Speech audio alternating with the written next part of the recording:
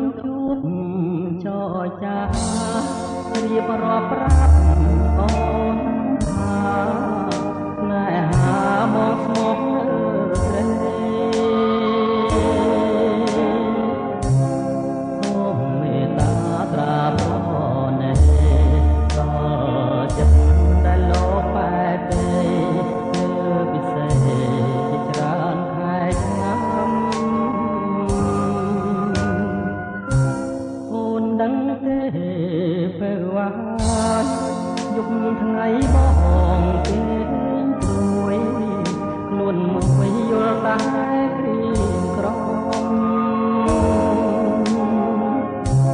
ញុំបងមកនាំយកអារម្មណ៍ថ្ងៃរស់ឥតត្រនំ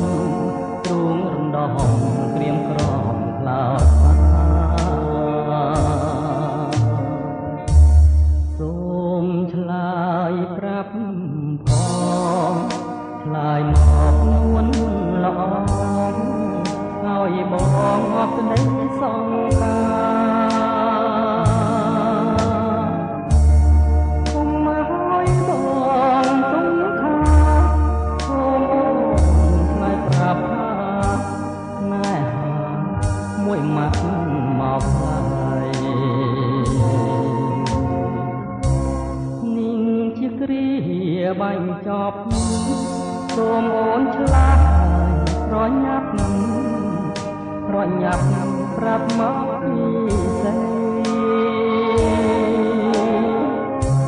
ស្ម័គ្រមិនស្ម័គ្រក៏សូមប្រដេកគុំឲ្យបងព្រួយរីងរេដោយសារស្រីមិនទាន់ឆ្លើយបង